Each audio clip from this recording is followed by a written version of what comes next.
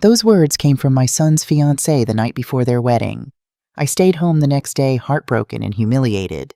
But by noon, the wedding had completely fallen apart. And the reason why? Well, that's a story you need to hear. My name is Taylor Morrison, and I'm 52 years old. I've been a nurse for nearly 3 decades, most of that time working double shifts at Manhattan General just to make ends meet. I raised my son Cameron alone after his father walked out when he was 7 years old. 21 years of sacrifice of choosing between groceries and utility bills of wearing the same winter coat for a decade so Cameron could have new sneakers. But I'd do it all again in a heartbeat, because my boy grew into the kind of man who makes a mother's sacrifices worthwhile. Or at least that's what I thought until I met Amelia Sullivan. The call came on a Tuesday evening in March. I was folding laundry in my small one-bedroom apartment in Upper West Side, the kind of place real estate agents call cozy when they mean cramped. My phone buzzed and Cameron's name lit up the screen. "Mom!" His voice carried that particular excitement I recognized from when he was 8 years old and won his first spelling bee. "You busy?" I smiled, setting down one of my old scrubs. "Never too busy for you, sweetheart. What's going on?" "I want you to meet someone. Someone really special." My heart did a little flip. 28 years old, and this was the first time Cameron had ever asked me to meet a girlfriend. Sure, there'd been dates over the years, but nothing serious enough to warrant an introduction. "Of course," I said, trying to keep the emotion out of my voice.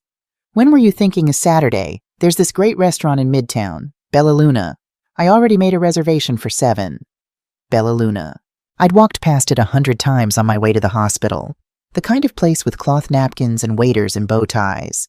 The kind of place where a single entree cost more than my weekly grocery budget.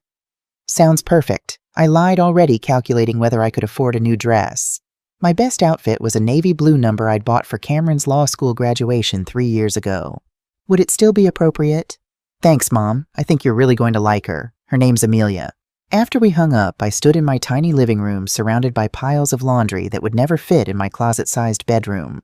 I looked at the photo on my wall, Cameron in his cap and gown, his arm around my shoulders, both of us grinning like we'd won the lottery.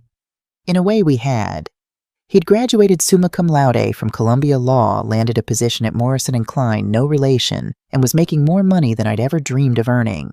All those nights I'd stayed up helping him study, all those mornings I'd sent him to school with whatever breakfast I could scrape together, it had all been worth it. Now he wanted me to meet the woman who might become my daughter-in-law.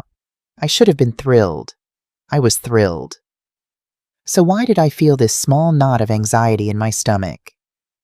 Saturday arrived wrapped in that particular kind of spring sunshine that makes Manhattan almost magical. I'd settled on the navy dress with a cream cardigan I'd found at a thrift store in Brooklyn. Simple, presentable, maternal. Bella Luna was even more intimidating in person. Floor-to-ceiling windows, candlelit tables, and a maitre d' who looked like he'd been trained to identify knockoff handbags from across the room. "Reservation for Morrison," I told him, clutching my $20 Target purse a little tighter. "Ah, yes, Mr. Morrison's party. Right this way." Cameron stood as I approached the table and my breath caught. When had my little boy started looking so grown up? His suit probably cost more than my monthly rent. His hair was styled with that effortless precision that actually takes a lot of effort. And beside him sat the most beautiful woman I'd ever seen. "Mom," Cameron kissed my cheek, pulling out my chair. "This is Amelia. Amelia, my mom, Taylor." "Mrs. Morrison." Amelia extended a perfectly manicured hand. "It's so wonderful to finally meet you.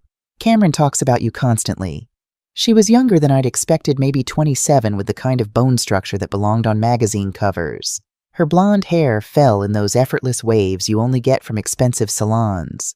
Diamond studs caught the light from her ears, and her dress, a cream silk number that probably had a designer label I'd never heard of, fit like it had been made for her body, which it probably had been. "The pleasure's all mine," I said, shaking her hand. Her grip was firm, professional, the handshake of someone who'd been to business school. We settled into our seats, and Cameron immediately launched into the story of how they'd met. Art gallery opening in Chelsea, mutual friend coffee the next day that turned into dinner that turned into 6 months of what he called the happiest time of my life. I watched them as he talked. The way Amelia touched his arm at just the right moments. The way she laughed, not too loud, not too soft, perfectly calibrated. The way her eyes sparkled when she looked at him. Everything about her seemed perfect. Maybe that's what bothered me. "So, Mrs. Morrison," Amelia said when Cameron paused to look at the menu. "Cameron tells me you're a nurse." "Was pas," I corrected. "I retired last year. Well, semi-retired. I still pick up shifts at the hospital a few times a month. Can't quite let go, I guess." "That's admirable. Healthcare is such important work." She said it the way people talk about charity work in distant countries. Important, certainly, but not something that affects them personally. "What do you do, Amelia?" "I'm the marketing director for Lux & Co.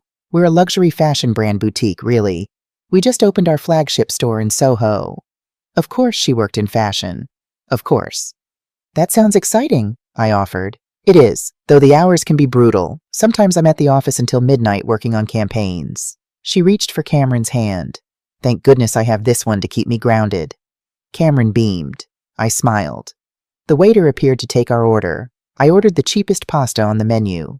Amelia ordered something I couldn't pronounce. Cameron ordered for all of us to share appetizers that cost $45. The conversation flowed easily enough.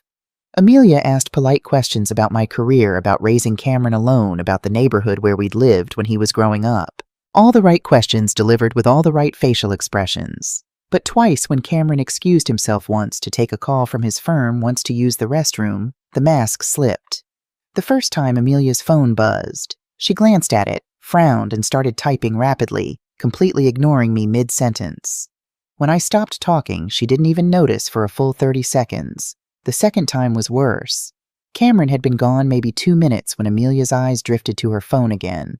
I tried to make conversation. "Cameron mentioned your father is in business." She looked up as if surprised I was still there. "Investments, yes. He's done very well for himself." Something in her tone felt rehearsed. But before I could probe further, Cameron returned and the warm, engaged Amelia reappeared like someone had flipped a switch. On the subway ride home, I declined Cameron's offer of a cab, citing the beautiful weather. I tried to shake off my unease. Maybe Amelia was just nervous about meeting me. Maybe I was being the overprotective mother looking for problems where none existed. My phone buzzed. A text from Cameron. "Thanks for coming tonight, Mom. Isn't she amazing?" I looked at those words for a long time before responding. "She seems wonderful, sweetheart. I'm happy for you." It wasn't a lie. Not exactly. I was happy Cameron had found someone. I just couldn't shake the feeling that Amelia Sullivan was playing a part. And I had no idea what the script said about mothers-in-law. Spring slid into summer, and I saw less and less of my son. It started small. Our usual Sunday dinners, a tradition we'd maintained even after he'd moved into his own place in Tribeca, became every other Sunday. Then once a month. Then, "I'll let you know Mom work's been crazy." I told myself it was normal. He had a demanding job. He had a girlfriend.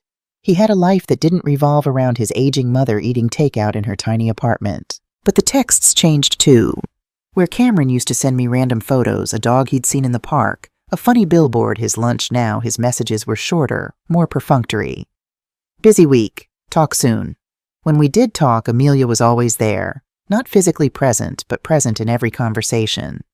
Amelia thinks I should take that corporate law position instead of the pro bono work. Amelia knows this great place in the Hamptons where we might spend 4th of July.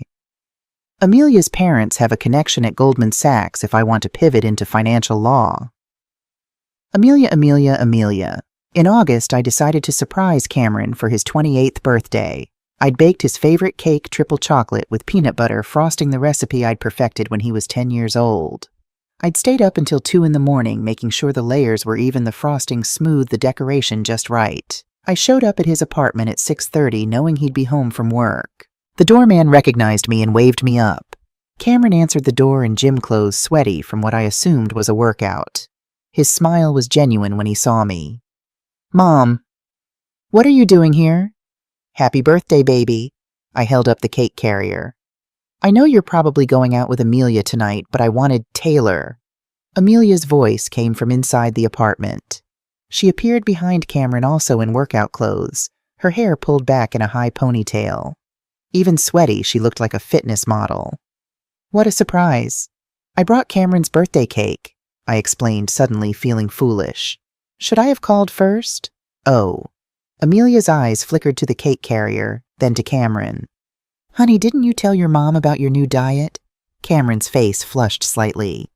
Amelia's trainer has me on this macro-friendly plan. I've lost 8 pounds. Which is amazing, Amelia said, sliding her arm around his waist. She looked at me with what I suppose was meant to be sympathy.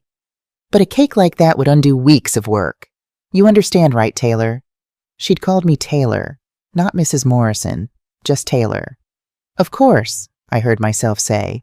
I should have asked first. Well, since you're here, Cameron said, glancing at Amelia uncertainly. Maybe you could stay for a bit. We were just about to make dinner. Grilled chicken and quinoa. Actually, Amelia interjected smoothly, we have that Zoom call with my parents at 7:30, remember? Right, yeah? Cameron looked apologetic. Sorry, Mom. Maybe next week. I left with my cake, rode the elevator down past the doorman's sympathetic smile, and walked 6 blocks before I realized I was crying. I threw the cake away in a public trash can on 7th Avenue. Triple chocolate with peanut butter frosting. 28 years of tradition gone. The months continued to pass in a blur of cancellations and postponements. September brought Cameron's promotion to junior partner. I found out from his Facebook post, not from him directly. The photo showed him celebrating with colleagues at some rooftop bar. Amelia was at his side, radiant in a red dress. I commented, "So proud of you, sweetheart." He liked the comment. Didn't call. October was worse. I'd been having trouble with my blood pressure medication. The generic wasn't working as well, but the name brand was $200 a month more than I could afford. I'd mentioned it to Cameron in passing during one of our brief phone calls. That's rough, Mom. Have you talked to your doctor about alternatives? I did. There aren't really any that are cheaper and effective. A pause. I could hear Amelia's voice in the background, something about a reservation. Listen, I've got to run, but we should definitely figure something out. Maybe I can help you budget better. Budget better? As if I hadn't been budgeting my entire adult life. As if I hadn't raised him on a nurse's salary in one of the most expensive cities in America. I'll be fine, I said. Don't worry about it. But I did worry. I worried about the pills I was skipping to make the bottle last longer. I worried about the headaches that were becoming more frequent. I worried that my son had become someone I didn't quite recognize. Most of all, I worried about Amelia. Because the more I watched them together, the few times I was actually invited to see them, the more I noticed a pattern. Amelia always steered conversations toward money. Not crassly, but consistently. She'd mention the bonus Cameron might get. She'd bring up the partner track and what the salary increase would look like. She'd casually drop names of wealthy clients his firm was courting. She asked about his student loans, all $70,000 of them, which I'd helped him manage by paying his rent the first year out of law school. Oh, Taylor handles that, Amelia had said when this came up at dinner one night. That's so generous of you.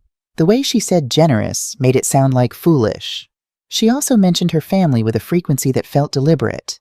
Her father in investments. Her mother's charity work. Their vacation home in Connecticut. The art collection they were building. I'd tried to look up Marcus Sullivan online. There were mentions of him in business journals from 5 or 6 years ago, always in connection with successful hedge fund ventures. But the more recent articles were harder to find, buried under layers of other financial news.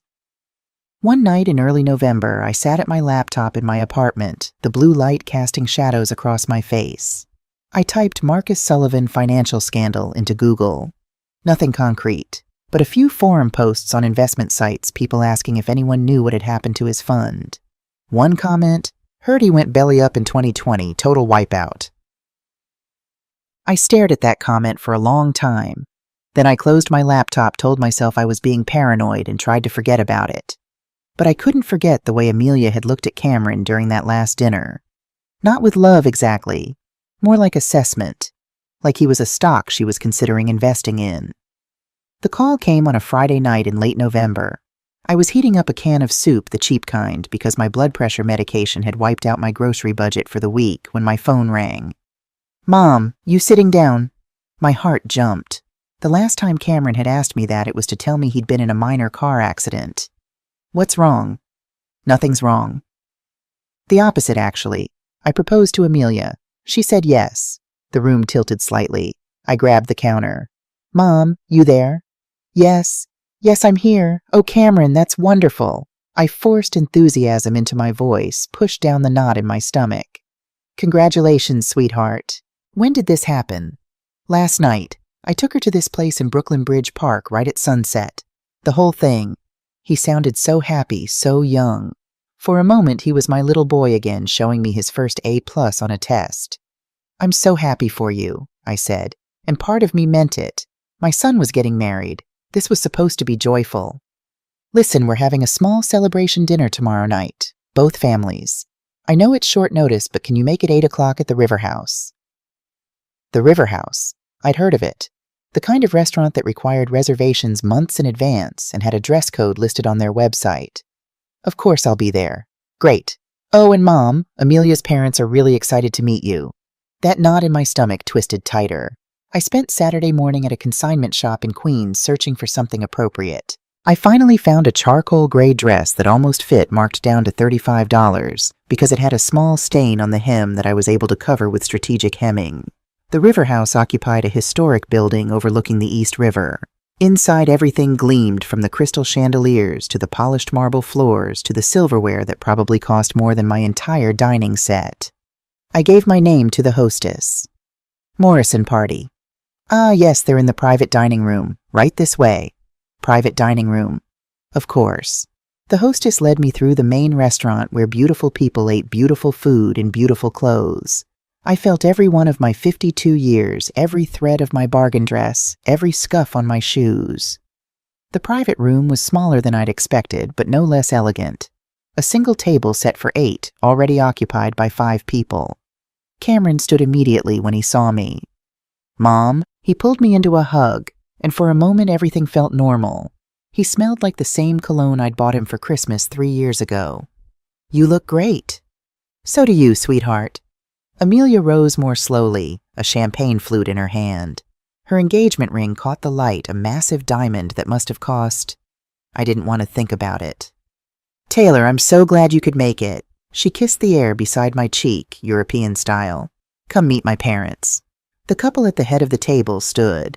Marcus Sullivan was tall, silver-haired, with the kind of tan that comes from country club golf courses. His suit was bespoke, his watch a Rolex. Victoria Sullivan was blonde like her daughter, but harder somehow, her beauty preserved through what I suspected was regular intervention from expensive dermatologists. Her jewelry could have funded a small country. "Taylor Morrison." Marcus extended his hand, his grip firm to the point of aggressive. "Marcus Sullivan. This is my wife, Victoria." "Charmed," Victoria said, her accent suggesting years of elocution lessons. She looked me up and down in a single sweep, and I watched myself get categorized, filed, and dismissed in under 3 seconds. "Please sit." Marcus gestured to the chair at the opposite end of the table from him. The symbolism wasn't subtle. The remaining 2 people introduced themselves as Amelia's brother Harrison and his fiancée Natasha. Both in their early 30s, both dressed like they'd stepped out of a luxury fashion magazine. Champagne was poured. Toasts were made. I sipped my water, aware that champagne at dinner probably cost more than I could afford. "So, Taylor," Marcus said once the waiters had taken our orders, "Cameron tells us you're in healthcare." "I was a nurse, yes. Retired now." "Nursing." Victoria said it like I'd said waste management. "How practical." "Mom worked at Manhattan General for almost 30 years. Cameron interjected, pride in his voice. "She paid for my entire education." "How wonderful," Victoria said in a tone that suggested it was anything but. Though I'm sure Cameron's law school debt must be quite burdensome for someone on a nurse's pension. The table went quiet. Cameron's jaw tightened. Amelia touched his hand, soothing. "Actually," I said evenly, "I manage just fine. We don't all need trust funds to survive." It came out harsher than I'd intended. Victoria's smile turned glacial. "Of course," Marcus smoothly intervened. "In any case, Cameron's future is very bright. We've been discussing opportunities for him. Connections in the financial sector, potential clients for his firm." "My firm already has plenty of clients," Cameron said, a slight edge to his voice. Of course. But the right clients can make all the difference. Speaking of which," Marcus leaned back in his chair, entirely in his element. "We should discuss the wedding budget. Victoria and I would like to contribute naturally." "That's very generous," Cameron started, but Marcus waved him off. "Nonsense. Our daughter deserves the best. We're thinking the plaza, maybe 400 guests. Victoria has already been in touch with the event coordinator. 400 guests. The Plaza Hotel. Actually," I heard myself say I'd like to contribute too. Every eye turned to me. Amelia's smile was patronizing. Victoria looked amused. "That's sweet, Taylor," Victoria said, "but I don't think you understand the scale we're talking about. A wedding at the plaza runs upwards of $300,000. The number hung in the air like a guillotine. "I may not have your resources," I said carefully, "but I can contribute something. Cameron is my only child." "How touching," Victoria murmured. Cameron looked miserable. "Mom, you don't have to." "I want to." I looked at my son, willing him to see me. "I want to be part of this." Amelia squeezed Cameron's hand. "Of course you're part of this, Taylor. You're Cameron's mother. That will never change." The way she said it made me feel like a participation trophy. Dinner continued in awkward spurts of conversation. Marcus dominated, talking about investment strategies and real estate opportunities. Victoria discussed the wedding as if it were a military operation. Harrison and Natasha nodded at appropriate intervals. Cameron barely spoke. And I realized watching him that he looked tired, genuinely exhausted in a way that had nothing to do with his job. When the check came, Marcus grabbed it before anyone else could move. "My treat, of course. Can't have the future in-laws paying for their own engagement dinner." We filed out of the restaurant. On the sidewalk, as Amelia and her family waited for their car, Cameron walked me toward the street to hail a cab. "Mom, I'm sorry about—" "Don't." I touched his arm. "It's fine." "It's not fine. The way Victoria talked to you."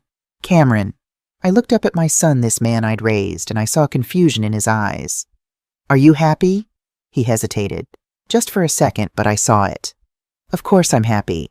I love Amelia." "That's not what I asked." Before he could answer, Amelia called out, "Cameron, our car's here." He looked torn, then he kissed my forehead. "We'll talk soon, Mom. I promise." I watched him jog back to Amelia, watched her link her arm through his, watched them climb into a town car with her parents. I stood on that Manhattan sidewalk in my $35 dress and realized something that made my blood run cold. I wasn't losing my son to marriage. I was losing him to the Sullivans.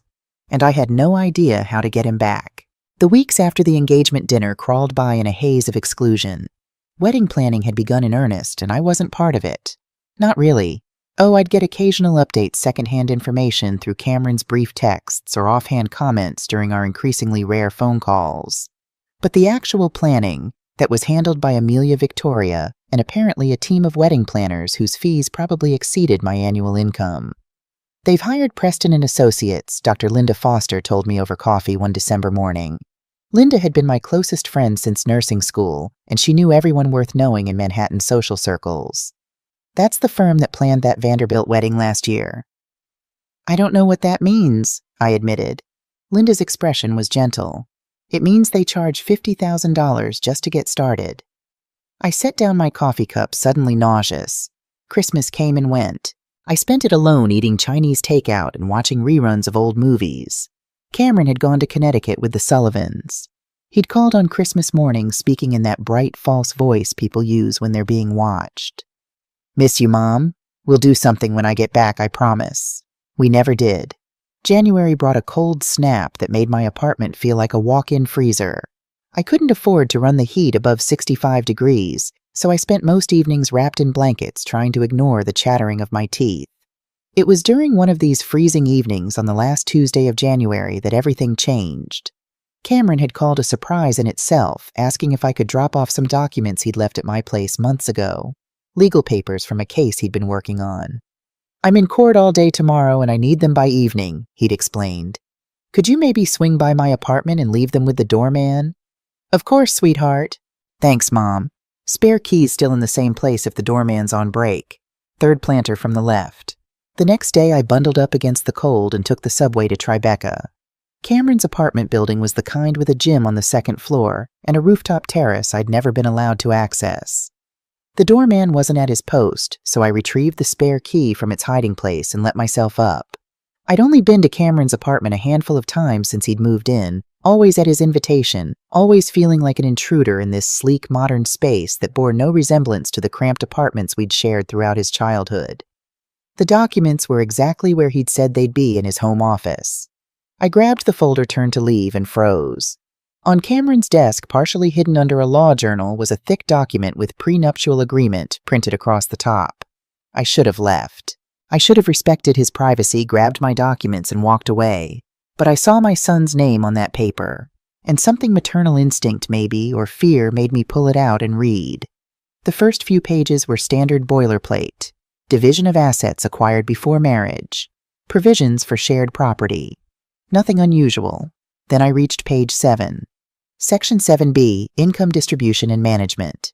In the event of marriage continuation beyond initial period defined as first 5 years, 70% of income earned by Cameron Morrison shall be allocated to joint accounts, managed by designated trustees, specifically Marcus Sullivan and Victoria Sullivan, for purposes of estate planning, investment management, and family wealth preservation.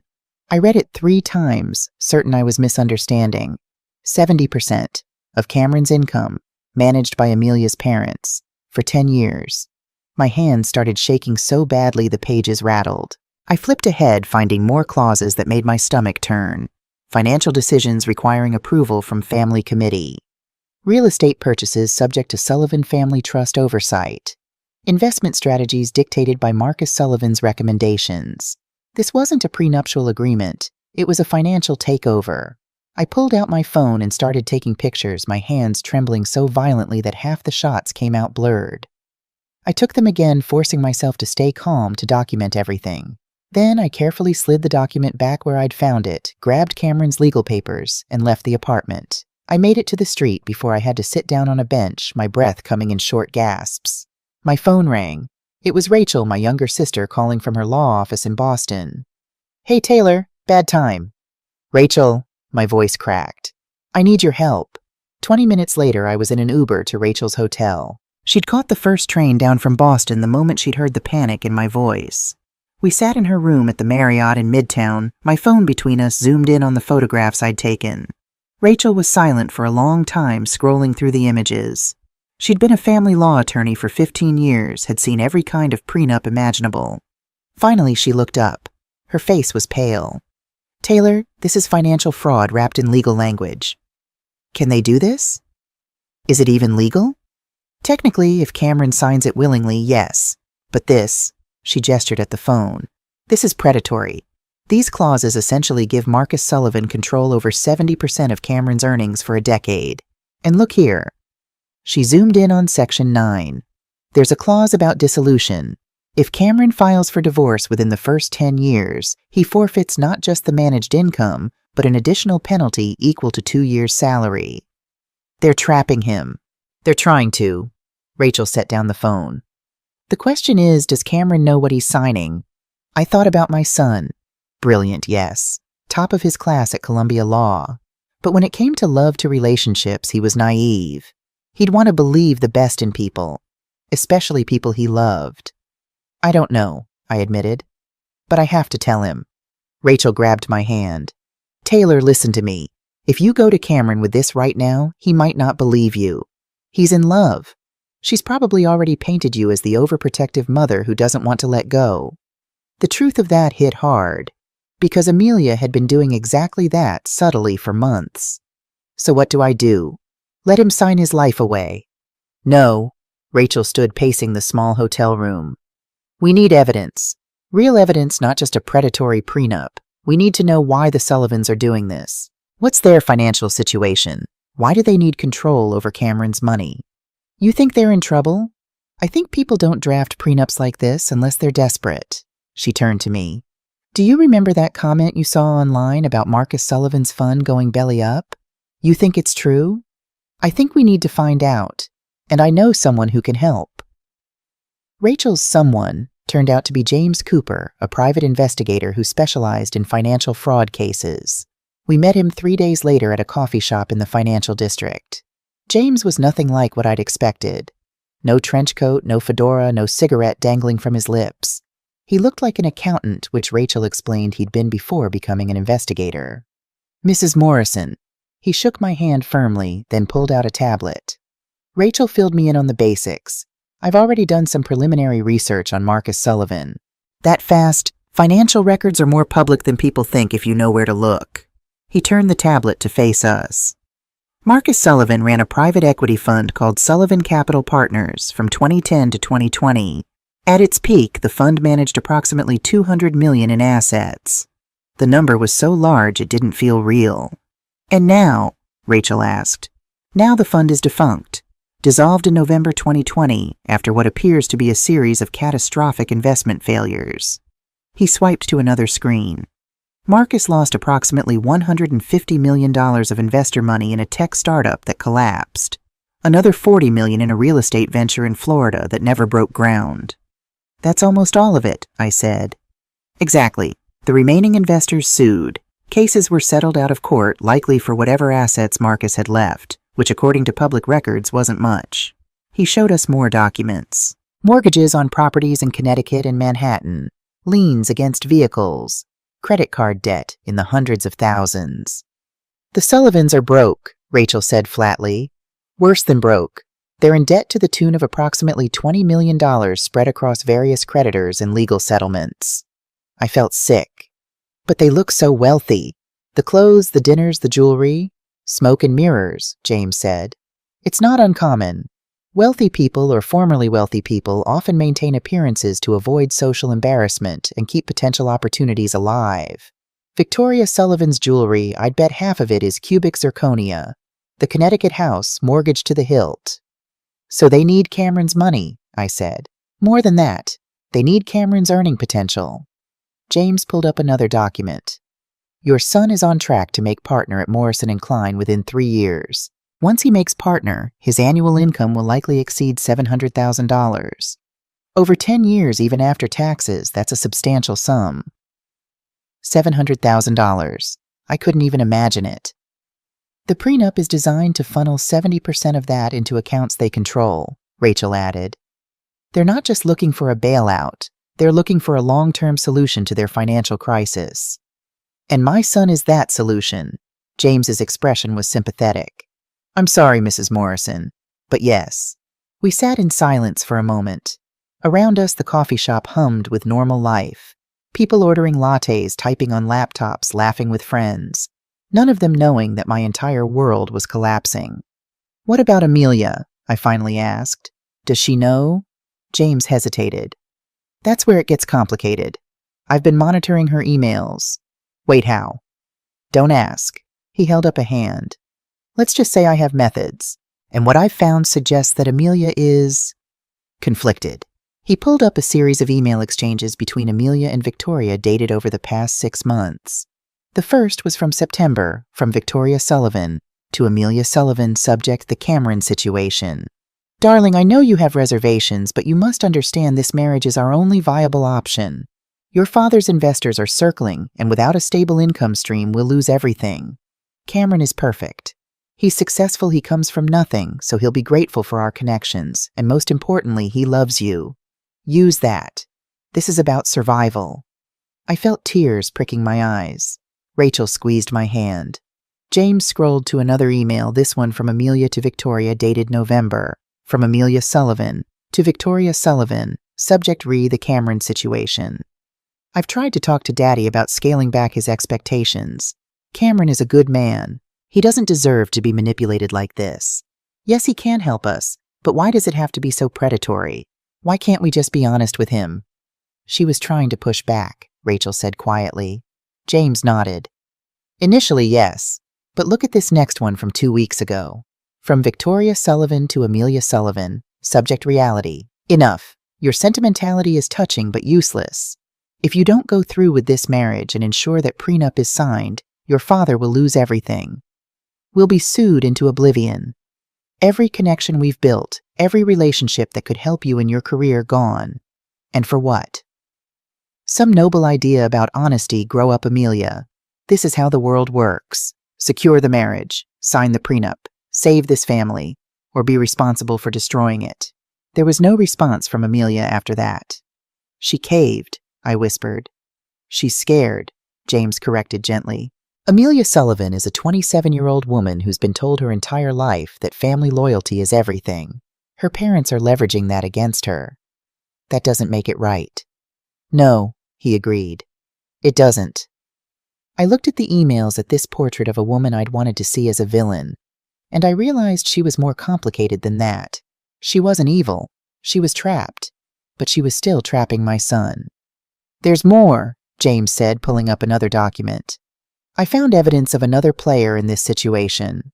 The document showed wire transfers from an account labeled M. Reed Holdings to Victoria Sullivan's personal account. Small amounts, $5,000 here, $3,000 there, but consistent over the past year. "Who's Emma Reed?" Rachel asked. "Marcus Reed. He's Amelia's boss at Lux & Co. He's also one of the investors who lost money when Sullivan Capital Partners collapsed." "Oh no," I breathed. "It gets worse." Marcus Reed and Amelia were involved in an affair that lasted approximately 4 months. It ended 2 months ago, but Reed has been sending money to Victoria, essentially blackmail payments. He's threatening to expose the affair unless the Sullivans pay back the money Marcus Sullivan lost, which they can't do. "So he's blackmailing them into blackmailing Cameron," Rachel said. "It's a cascade of desperation," James confirmed. "Reed wants his money back. The Sullivans need Cameron's income to pay Reed and their other debts. Amelia is caught in the middle, and Cameron is completely unaware." I stood up, needing to move to think. My mind was racing. "I have to tell him." "Taylor," Rachel started, "I have to tell him. He deserves to know." "I agree," James said. "But you need to be strategic. If you go to Cameron with this, Amelia and her family will deny everything. They'll say the emails are fabricated, that the financial records are misleading, that you're a bitter mother who can't accept her son's happiness." "Then what do I do?" James and Rachel exchanged a look. "You need more than information," Rachel said slowly. "You need leverage. Leverage, evidence that can't be denied. Public evidence." James pulled up one more document on his tablet. "I can get you everything you need, financial records, emails, documentation of Reed's blackmail. But we need to be smart about when and how you use it." "When's the wedding?" Rachel asked. "June 15th, 5 months from now." "That gives us time," James said. "Time to build an airtight case. Time to find the right moment." I looked at these two people, my sister and a stranger who'd become an ally, and felt a surge of something I hadn't felt in months. Hope. "Tell me what to do," I said, and that's when we started planning. Over the next 6 weeks, my life became a covert operation. I continued my regular routine, picking up nursing shifts, attending my book club, having coffee with Linda.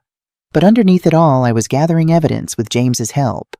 We documented everything: Marcus Sullivan's bankruptcy filings, Victoria's credit card debt, the mortgage on their Connecticut estate, Marcus Reed's wire transfers, every email between Amelia and her mother that showed the depth of the manipulation. James even found records of a lawsuit pending against Marcus from another investor, one that could result in criminal charges if it went to trial. "This is bigger than just your son," James told me during one of our meetings in February. "Marcus Sullivan has defrauded multiple investors. If this gets exposed publicly, it could bring down the whole family." "Good," I said, surprising myself with my venom. Rachel looked concerned. "Taylor, I need to ask you something. What's your endgame here?" "What do you mean?" "I mean, what do you want to happen? Do you want Cameron to call off the wedding? Do you want to destroy the Sullivans? Do you want Amelia to pay?" I thought about it. Thought about Amelia's emails, her obvious distress, her unsuccessful attempts to push back against her parents. "I want Cameron to have the truth," I said finally. "I want him to make an informed decision about his life. If he still wants to marry Amelia after knowing everything, if he loves her enough to help her escape her family's mess, then I'll support that. But he deserves to choose, not to be manipulated." Rachel smiled sadly. "You're a better person than I am." "I'm just a mother protecting her son." But even as I said it, I wondered if I was lying. Because part of me, a dark, angry part I didn't like to acknowledge, wanted to see the Sullivans suffer. Wanted them to feel the humiliation and powerlessness they'd made me feel. Wanted revenge. In early March, 2 weeks before what would become the most important confrontation of my life, Cameron called. "Mom, can we talk?" My heart leapt. "Of course, sweetheart. What's going on?" I miss you. I feel like we barely see each other anymore." "I miss you too. Can I come over tonight, just the two of us?" Yes, of course." He showed up at 7 with Thai food from my favorite place, the cheap one near my apartment that we used to go to when he was in college. We ate sitting on my lumpy couch, just like old times. "So," he said between bites of pad Thai, "how have you been, really? I've been okay, keeping busy. With what? I thought about the investigation, the evidence, the plans. Just life stuff, you know. He nodded, but he looked troubled. Mom, I need to ask you something, and I need you to be honest with me. My pulse quickened. Okay. Do you like Amelia? The question hung between us. I could lie. I could say, yes, she's wonderful. I'm so happy for you. I could take the easy path. But I'd never lied to my son. I think, I said carefully, that Amelia is in a difficult situation, and I think you deserve someone who puts you first. Cameron set down his food. That's not really an answer. It's the only answer I can give you right now. Because you don't want to tell me you don't like her. Because it's more complicated than like or dislike. I took his hand. Cameron, do you know anything about Amelia's family's financial situation? His expression shuddered. Why would you ask that? Because I care about you. Because something doesn't feel right. Mom, he pulled his hand away. I know what you're doing. Amelia warned me you might try to turn me against her family. She warned you. She said sometimes mothers have trouble letting go, that they see problems where there aren't any because they don't want their sons to leave them. The words hit like a slap, because they were exactly what I'd feared, exactly the narrative Amelia had been building. Cameron, I love you, Mom. You know I do. But Amelia is going to be my wife, and I need you to respect that. He left shortly after taking most of the Thai food with him. I sat alone in my apartment, the remaining pad Thai congealing in its container, and I realized that I was running out of time. The wedding was in 3 months. Cameron was already defending Amelia against me. If I was going to save my son, I needed to act soon. Very soon. April arrived with cherry blossoms and wedding invitations. The invitation came in the mail on a Tuesday. Cream-colored cardstock, embossed lettering, the kind that cost $5 per piece. I opened it standing at my mailbox, my hands trembling slightly. Mr. and Mrs. Marcus Sullivan requests the honor of your presence at the marriage of their daughter, Amelia Catherine Sullivan, to Cameron James Morrison. My name appeared nowhere on the invitation, not as mother of the groom, not even in small print at the bottom. I was just another guest. I called Rachel that night, my voice tight with anger I'd been holding in for weeks. They didn't even list me on the invitation. That's deliberate, Rachel said. They're erasing you from the narrative, making Cameron think his life started when he met Amelia. It's working. He barely calls anymore. Taylor, we're 3 weeks out. James has everything we need. When are you going to tell Cameron? I looked at the scrapbook I'd been working on for months. Every page a memory. Cameron's first day of kindergarten, his high school graduation, the day he got his law degree, 28 years of love documented in photographs and handwritten notes. The rehearsal dinner, I said. I'll give him the scrapbook, and if Amelia tries to stop me, I'll tell him everything right there. Are you sure you want to do it that publicly? I'm tired of being quiet, Rachel. I'm tired of being pushed aside like I don't matter. Okay? Her voice was gentle. Then let's make sure you're ready. The next 2 weeks passed in a blur of preparation. I finished the scrapbook, every page perfect. I rehearsed what I'd say to Cameron. I practiced staying calm when I imagined Amelia's inevitable interference. James provided me with a USB drive containing all the evidence. Financial records, emails, documentation of Marcus Reed's blackmail. Everything organized and irrefutable. Keep this somewhere safe, he told me. If things go sideways at the rehearsal dinner, this is your insurance policy. I wore the USB drive on a chain around my neck, hidden under my clothes. It felt like carrying a bomb. Dr. Linda tried to counsel me over coffee 3 days before the dinner. Taylor, I have to ask, are you sure this is the right approach, confronting them all at once? What choice do I have? Cameron won't listen to me. He thinks I'm just a jealous mother. Maybe because you're going about this the wrong way. Linda stirred her coffee thoughtfully. What if instead of confronting Amelia, you just talk to Cameron privately, show him the evidence without making it a dramatic scene?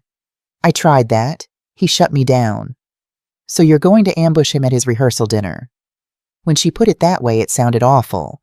But what else could I do? I'm out of options, Linda. If I don't do something now, he's going to marry her. And 5 years from now, when he realizes what she's done, it'll be too late. Linda sighed. Just be careful. Sometimes trying to save people pushes them further away. Her words haunted me over the next few days.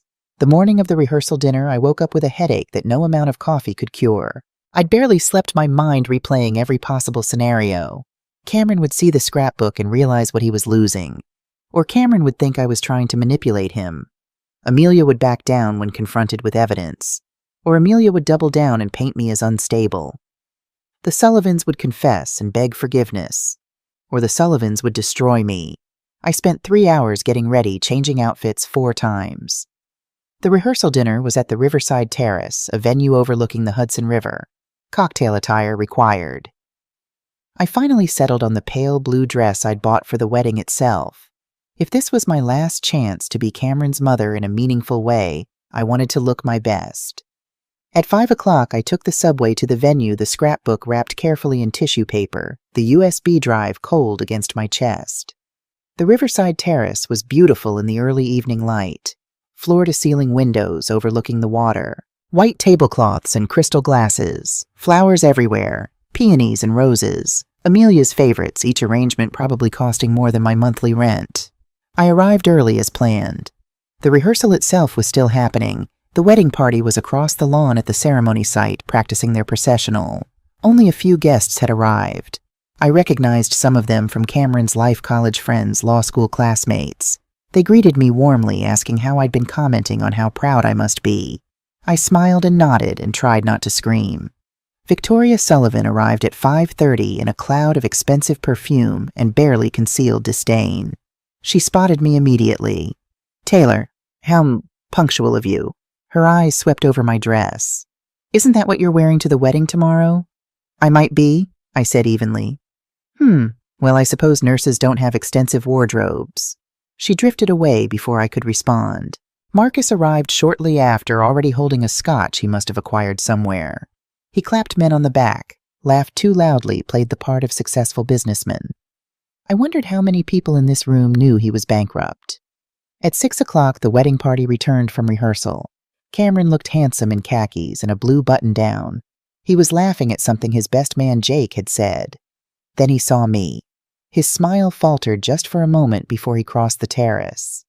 "Mom, you made it." "Of course I made it."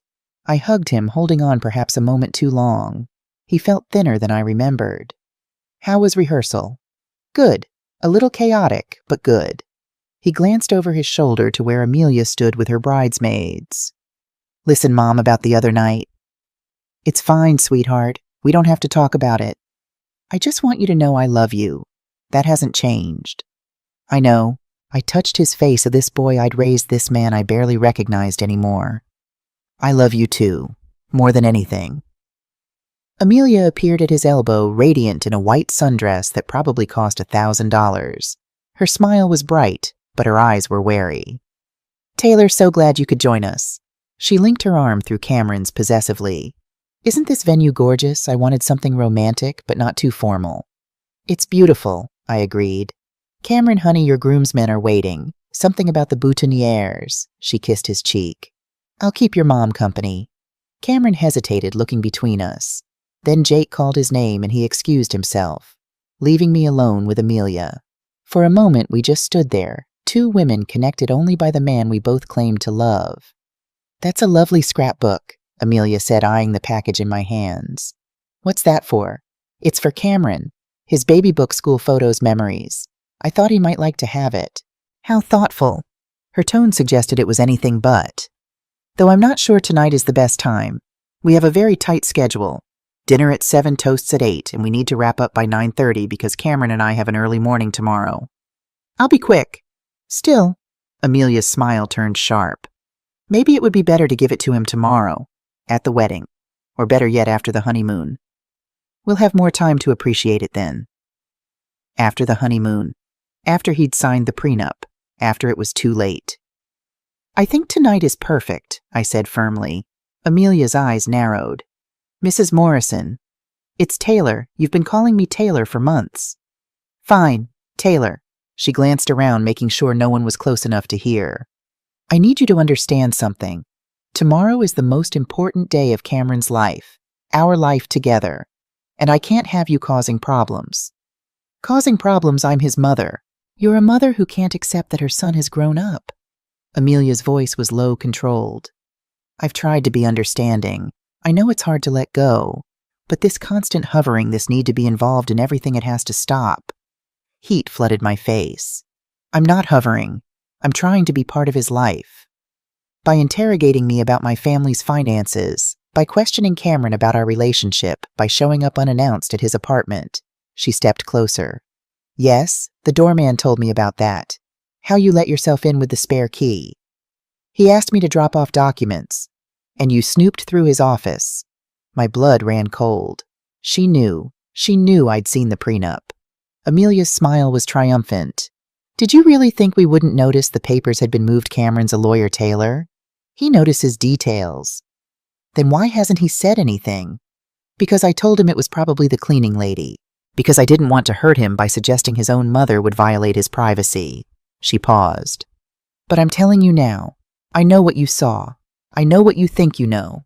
And I'm telling you to let it go. Let it go. You're stealing from him. I'm securing our future. Her voice dropped to a whisper. My family has had some setbacks, yes, but Cameron and I love each other, and families help each other. That's what marriage is. Marriage isn't fraud, Amelia. Fraud, she laughed, but it sounded forced. Is that what you think this is? My God, Taylor? You really are delusional. Guests were starting to gather around the tables. The coordinator was signaling that dinner would be served soon. We didn't have much time. I'm giving Cameron this scrapbook tonight, I said, and I'm telling him what I found. Amelia's composure cracked. Real fear flashed across her face. You can't. Taylor, please. Please what? Please let you manipulate my son. You don't understand. It's not that simple. Then explain it to me.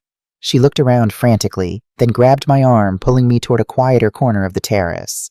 Away from the other guests. Away from Cameron. When we stopped, she was shaking. My father is in trouble, she said in a rush. Real trouble. The kind that ends with prison time if he can't pay back his investors. I know. I've seen the lawsuits. Her eyes widened. UT, how much do you know? Everything.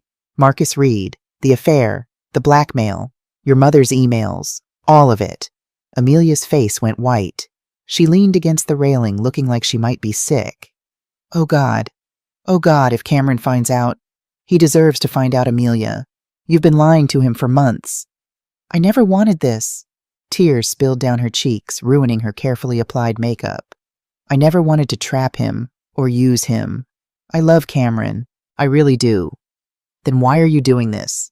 Because if I don't, my father goes to prison. My mother loses everything.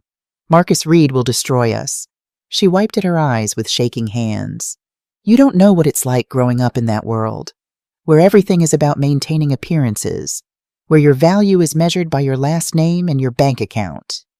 So you decided to measure Cameron by his bank account instead. No, I decided to save my family. Can't you understand that? She looked at me with something like desperation. You spent 28 years sacrificing for Cameron. You worked yourself to the bone to give him a better life. How is what I'm doing any different? The comparison stunned me. It's completely different. I never lied to Cameron. I never manipulated him.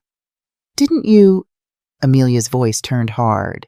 You made him feel guilty every time he wanted to be independent. You made him think he owed you his entire life because you raised him alone. That's not true.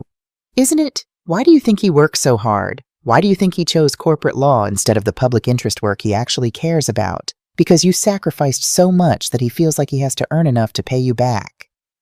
Her words hit like physical blows, because there was a kernel of truth there, one I didn't want to acknowledge. At least I never stole from him, I said. Neither have I. Not yet. Amelia straightened, composing herself. The prenup hasn't been signed. Cameron and I are meeting with the lawyer on Monday. I still have time to change it. Will you? She hesitated. And in that hesitation, I saw the truth. I don't know, she admitted. I want to, but if I do, my father... Taylor, they're talking about 20 years in prison. 20 years. That's not Cameron's responsibility. I know. God, I know. But he's not just my fiancé. After tomorrow, he's family. And families help each other. By stealing 70% of his income. By pooling resources. By standing together. Her voice broke. You wouldn't understand. You never had family wealth to lose. The classism in that statement was breathtaking. You're right. I never had wealth. I just had love and integrity, and I raised my son to have the same. That's very noble. But nobility doesn't keep your father out of prison.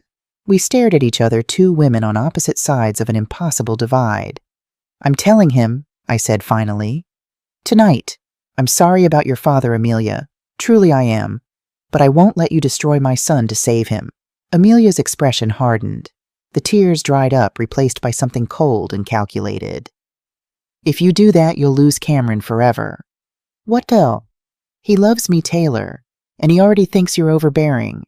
If you stand up in front of all his friends and family and accuse me of being a gold digger, if you humiliate him like that, he will never forgive you. He'll forgive me when he realizes I was right. Will he? Or will he resent you for ruining the happiest day of his life? She stepped closer. Think about what you're doing. Really think. Is this about protecting Cameron? Or is it about you not being able to accept that he chose me over you? He didn't choose you over me. That's not how this works. That's exactly how it works. He's building a new life, a new family, and you're not the center of it anymore. Her voice dropped to a whisper. After tomorrow, you're not part of this family anymore. The words hung in the air between us. After tomorrow, Amelia continued, Cameron will be my husband, my family, and you, she looked me up and down. You're just extra baggage, the woman who raised him, sure, but not part of his future. My hands clenched around the scrapbook. How dare you? I'm being honest, something you claim to value. She glanced over to where Cameron was laughing with Jake. Don't embarrass yourself by clinging on Taylor. Don't make him choose between us, because you'll lose. Then let me tell him the truth and see who he chooses. Fine. Amelia's smile was cruel. Go ahead. Stand up at dinner. Make your little speech. Show everyone your evidence, and watch Cameron hate you for it. She started to walk away, then turned back. Or you could just not come tomorrow. Spare us all the drama. Sleep in. Take a day for yourself. Her voice turned falsely sympathetic. You've earned it after all those years of sacrifice. Don't you deserve a break?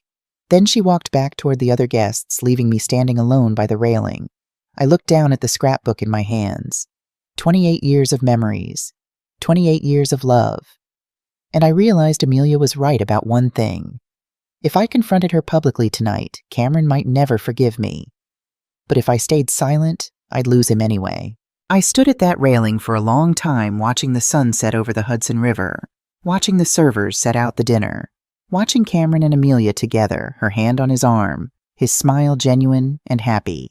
Dr. Linda's words came back to me. Sometimes trying to save people pushes them further away. Rachel's question, what's your end game here? And my own answer.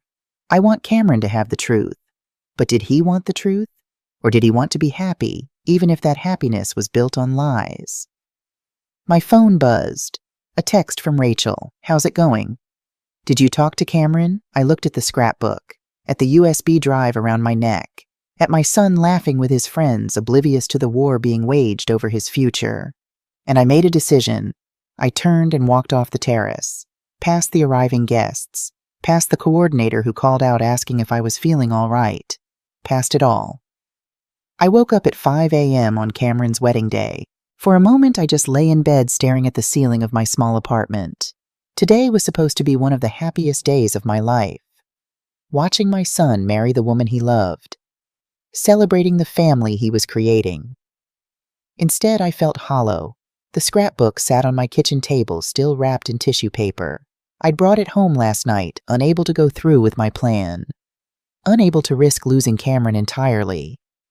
But I also couldn't go to that wedding and watch him sign away his future. So I'd made the hardest choice of my life. I wasn't going. My phone started ringing at 6:30. Cameron. I let it go to voicemail. Mom, hey, it's me. Just wanted to check in, make sure you're awake. The wedding starts at 11, but photos are at 9:30, and I was hoping to see you before. Anyway, call me back. I deleted the message. At 7, Rachel called. Taylor, what the hell are you doing? I can't go, Rachel. What do you mean you can't go? We planned this. You have all the evidence, and if I use it, I lose my son. Amelia made that very clear last night. So you're just giving up. I'm choosing Cameron's relationship with me over my relationship with the truth. I rubbed my eyes, exhausted. If I go to that wedding and expose Amelia, Cameron will hate me. Maybe forever. At least this way, when it all falls apart, and it will fall apart, he'll still have a mother to turn to. Rachel was silent for a long moment. You're sure about this? No, but I'm doing it anyway. At 8, Cameron called again. I listened to the voicemail. Mom, you're worrying me. Where are you? Everyone's asking. Please call me back. At 8:30, texts started flooding in from other guests. Taylor, are you okay? Mrs. Morrison Cameron is looking for you. Everything all right? I turned off my phone. At 9 a.m., someone knocked on my door. I knew who it would be before I opened it. Rachel, still in her bridesmaid's dress from last night's rehearsal dinner, her face flushed from the subway ride to my apartment. Let me in, Taylor. I stepped aside. She came in, took one look at me still in my pajamas, the blue dress hanging on the back of my door, and sat down on my couch. Tell me what happened at the rehearsal dinner. So I did. All of it. Amelia's threats, her revelations about her father, her manipulation. When I finished, Rachel was quiet. She's good, she finally said. I'll give her that. She found your weak spot and exploited it. My weak spot? Your fear of losing Cameron.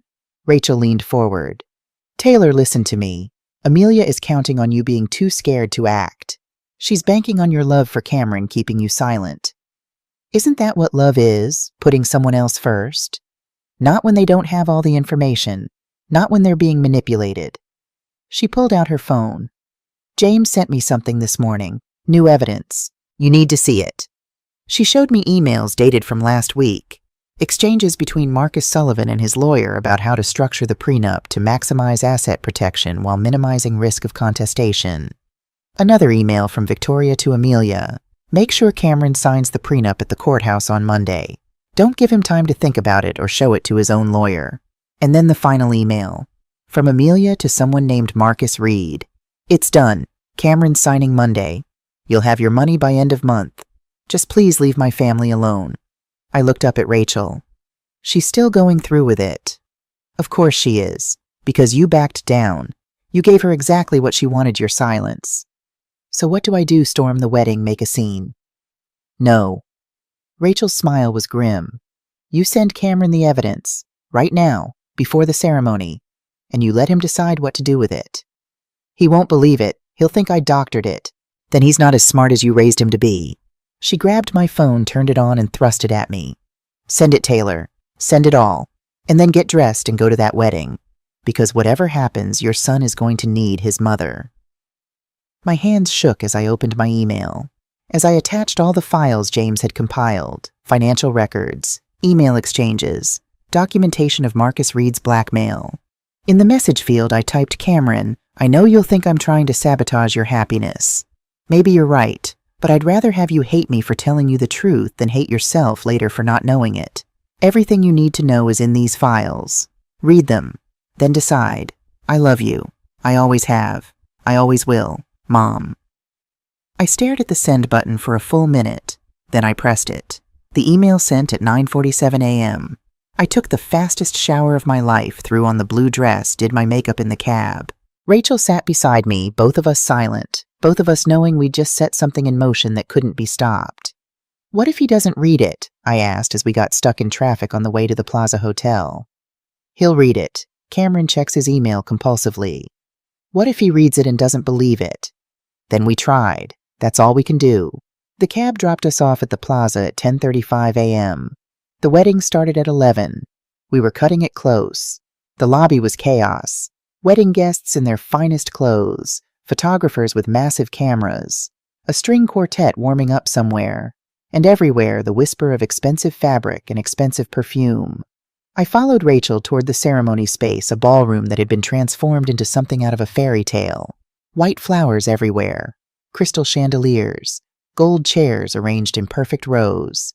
At the front near the altar I spotted Victoria Sullivan in a cream-colored gown that probably cost more than my car. Marcus stood beside her in a custom tuxedo, already drinking champagne. Neither of them had noticed me yet. Mrs. Morrison, a coordinator, appeared at my elbow, clipboard in hand. Thank goodness Mr. Morrison has been looking everywhere for you. He's in the groom's suite on the 3rd floor. I'll go, Rachel said. You stay here. Find a seat. She disappeared before I could argue. I found a seat in the back row, far from the Sullivans, far from the front where I'd be visible, just close enough to see. Guests filtered in. Cameron's law school friends, colleagues from his firm, people I'd never met, people who didn't know me, people who saw me as just another middle-aged woman in a cheap dress. At 10:55, the string quartet began playing. The ceremony was about to start. Where was Cameron? At 10:58, Victoria noticed me. Her eyes widened, then narrowed. She whispered something to Marcus, who turned to look. He didn't look pleased. At 10:59, the wedding coordinator appeared looking stressed. She spoke to Victoria, whose face turned red. Something was wrong. At 11:10, when the ceremony should have started, the doors to the groom's suite burst open. Cameron appeared, but not in his tuxedo. In khakis and the button-down shirt from yesterday's rehearsal. His hair was disheveled. His face was pale, and in his hand was his phone. He'd read the email. The ballroom fell silent as Cameron strode down the aisle, not toward the altar, toward the bridal suite. Victoria tried to intercept him. Cameron, darling, what's wrong? You should be... He brushed past her without a word. Marcus called out, Son, the ceremony. There isn't going to be a ceremony. Cameron's voice cut through the room. Not until I talk to Amelia. Now. He disappeared into the bridal suite. The doors closed behind him. The ballroom erupted in whispers. Guests turned to each other, confused, concerned. The coordinator looked like she might faint. I stood up, started moving toward the front. I needed to be there. Whatever was happening, I needed to be there for my son. Rachel grabbed my arm. Let them talk first. But trust me, let them talk. We waited. The entire ballroom waited. 2 minutes, 5 minutes, 10. Then we heard shouting, muffled through the doors but unmistakable. Cameron's voice. Were you ever going to tell me Amelia's high or desperate? It's not what you think.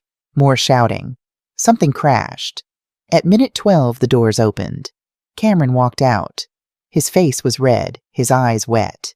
He looked devastated. Behind him, Amelia appeared in her wedding dress. A $30,000 gown of silk and lace. Her makeup was ruined, black streaks of mascara running down her face. Cameron, please. She reached for him. He pulled away. Don't. Just don't. He walked to the front of the ballroom to the microphone that was supposed to be used for the ceremony. His hands shook as he gripped it. I need to say something. His voice cracked. To everyone. I'm sorry you came all this way. I'm sorry you're dressed up and expecting a wedding. But there isn't going to be one. Gasps rippled through the crowd. I just found out, Cameron continued, his voice gaining strength, that the woman I was about to marry has been lying to me. About her family's finances, about her intentions, about a lot of things. Victoria stood up. This is inappropriate, Cameron. If you have concerns, we can discuss them privately. Like you discussed them privately with Amelia. Cameron's laugh was bitter. Like you discussed how to maximize asset protection from my income. Like you discussed paying off your debts with money you plan to take from me. Marcus's face went purple.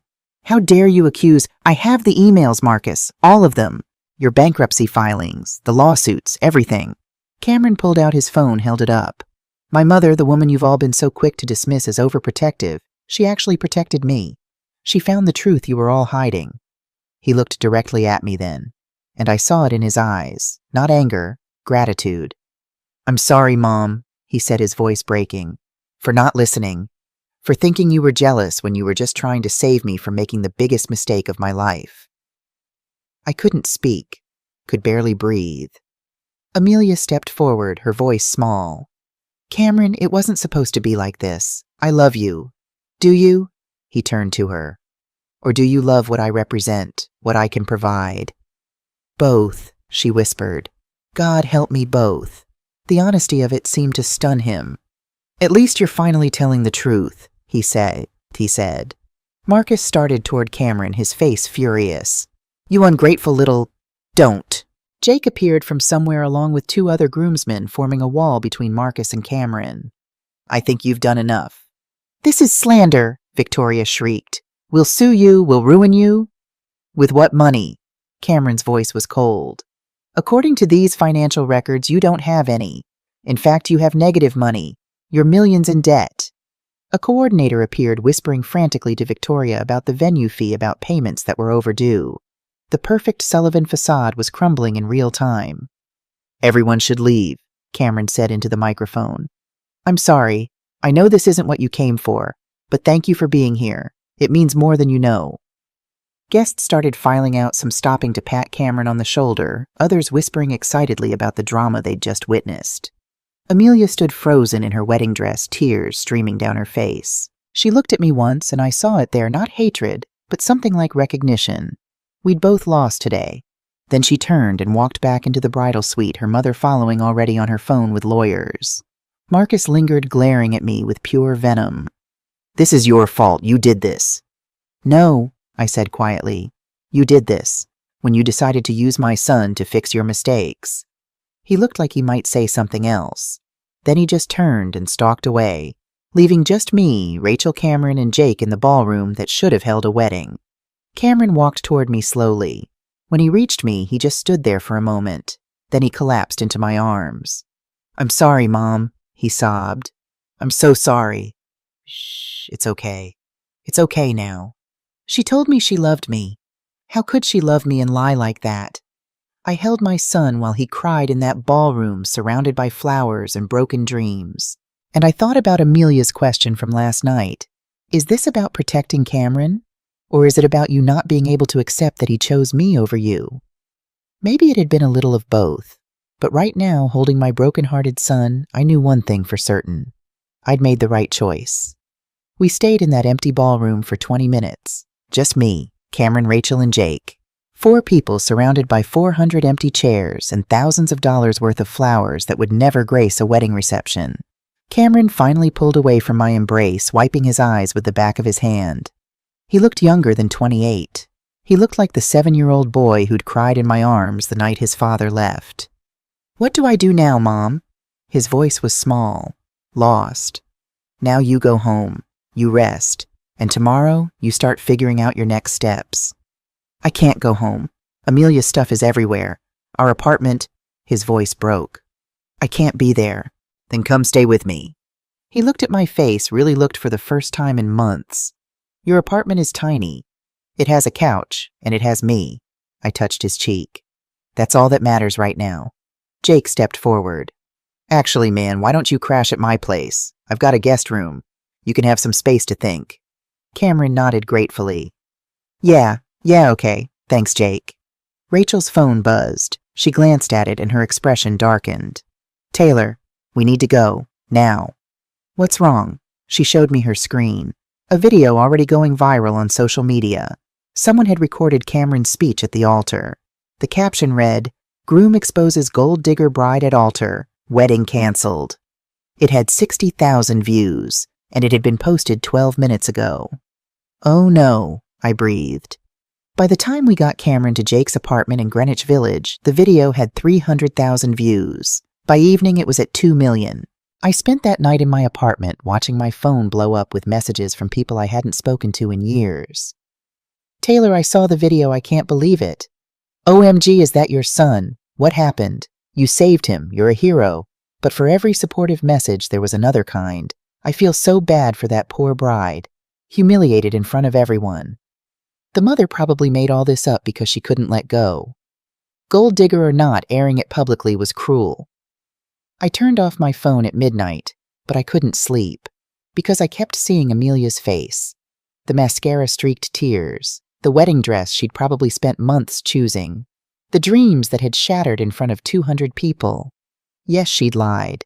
Yes, she'd tried to trap Cameron, but she'd also been trapped herself, by her family, by Marcus Reed, by a system that valued money over everything else.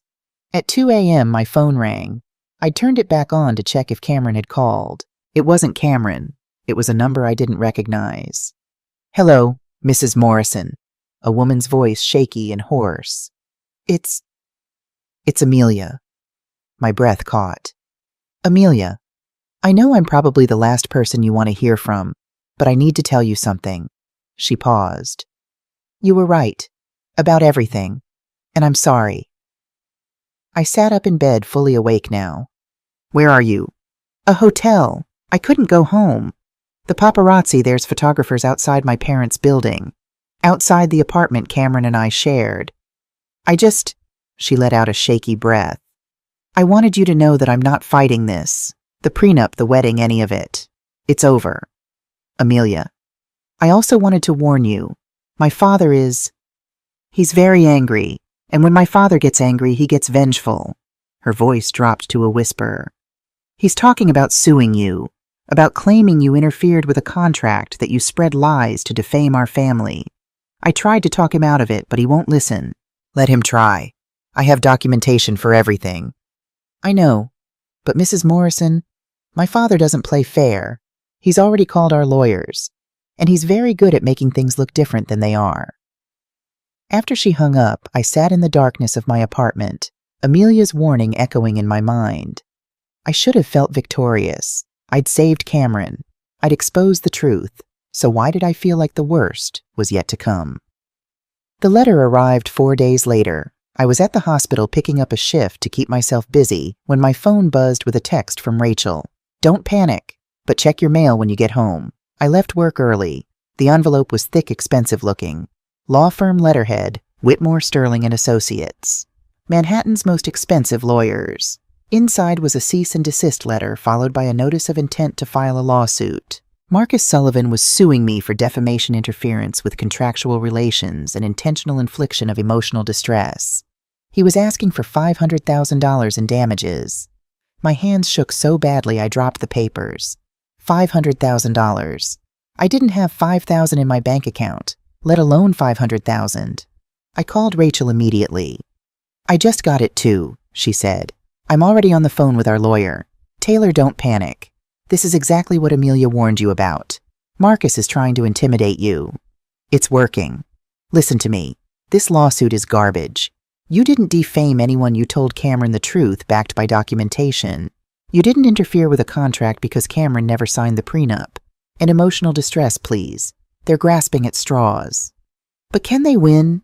Rachel hesitated. In court, no. But they can drag it out, make it expensive, make it painful. That's the point. I sank into my kitchen chair. I can't afford this, Rachel. I can't afford lawyers and court fees and... You won't have to. James and I are already working on a countersuit. We're going after Marcus for fraud for attempting to defraud Cameron for blackmail in the Marcus Reed situation. We'll bury him in so much legal trouble he won't have time to come after you. And if that doesn't work, then we go public. We release everything to the press. Every email, every financial record, every piece of evidence we have. Marcus Sullivan will be destroyed. But even as she said it, I felt sick. Because going public meant destroying Amelia too. And despite everything, I didn't want that. The media attention got worse before it got better. Someone leaked my name to the press. Suddenly I wasn't just the groom's mother in the viral video. I was Taylor Morrison, retired nurse from Upper West Side. Reporters showed up at my apartment building. They called my phone. They contacted Dr. Linda, my former colleagues at the hospital, even my neighbors. The narrative split into two camps. Half the internet thought I was a hero. Mother saves son from gold digger. The comments were full of praise of people sharing their own stories of family members marrying the wrong person. But the other half thought I was a monster. Controlling mother ruined son's wedding. These comments were vicious. They called me jealous, bitter, unable to let go. They said I'd embarrassed Cameron, that he'd never forgive me. I stopped reading them after the first day. Cameron stayed at Jake's apartment for a week. He called me every day, but the conversations were stilted, awkward. We'd never been awkward before. How are you doing, sweetheart? I'd ask. Fine, tired. Work's been... People stare at me. I'm so sorry. It's not your fault, Mom. You did the right thing. But he didn't sound convinced. He sounded exhausted. On day 8, he finally came to visit me. He looked terrible, dark circles under his eyes. His clothes rumpled, his hair unwashed. Cameron. I hugged him at the door. He hugged back, but it felt mechanical. Come in. Are you hungry? I can make it out. I'm not hungry. He sat on my couch, the same couch where we'd eaten Thai food just months ago. Mom, we need to talk. My heart sank. Okay. Marcus Sullivan's lawyers contacted my firm. They're threatening to sue the firm too if I don't recant what I said at the wedding. Recant you told the truth. I know, but they're claiming I defamed them without proof, that I damaged their reputation based on forged documents. The documents aren't forged. James can prove— I know, Mom, I know. He rubbed his face. But my firm is panicking. They don't want to be involved in this mess. They're talking about putting me on administrative leave until it's resolved. They can't do that. They can, actually. I looked at my contract. There's a morality clause about bringing negative attention to the firm. I felt rage building in my chest. So Marcus Sullivan tries to defraud you, and you're the one being punished. That's how it works when you're up against people with money and connections. His voice was bitter. The Sullivans still have friends in this city. People who believe their version of events. People who think I humiliated a nice family because my controlling mother convinced me to. The words stung. Is that what you think? No, God, no. He looked at me and I saw the exhaustion in his eyes. But Mom, I'm tired. I'm so tired of fighting, of explaining, of defending you to people who've already made up their minds. Then stop defending me. I can take care of myself. Can you— He gestured at the papers on my table, the lawsuit documents. Because from where I'm sitting, you're about to be sued for $500,000 by a man with nothing left to lose. We sat in silence. What do you want me to do? I finally asked. I don't know. His voice cracked. I don't know anything anymore. A month ago I was getting married. I was happy, or I thought I was. And now everything's in pieces and I don't know how to put it back together. I moved to sit beside him, taking his hand. You don't put it back together, sweetheart. You build something new. With what I'm probably going to lose my job. Amelia's family is suing you. My reputation is destroyed. He laughed bitterly. I'm 28 years old and my life is over. Your life is not over. This is just a chapter. A bad chapter, yes, but not the end. He looked at me with those eyes I'd known since he was born. I wish I had your faith. After he left, I sat alone in my apartment and cried. Not because of the lawsuit, not because of the media attention, but because my son was breaking and I didn't know how to fix him. James Cooper called me 2 days later with news. I found something big. We met at the same coffee shop where this had all started. James had his tablet, but his expression was different. Excited, almost triumphant. Marcus Sullivan isn't just bankrupt, he said. He's under federal investigation. For what? Securities fraud, wire fraud, money laundering. The FBI has been building a case against him for 2 years. He showed me documents, official FBI investigation records that he absolutely should not have had access to. How did you get these? Don't ask, but here's what matters. Marcus Sullivan didn't just lose his investors' money. He stole it. He moved funds through shell companies, paid himself millions in management fees, and then claimed the investments failed.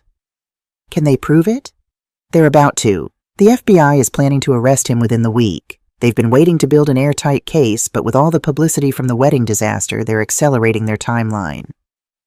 I stared at the documents. So the lawsuit is a distraction.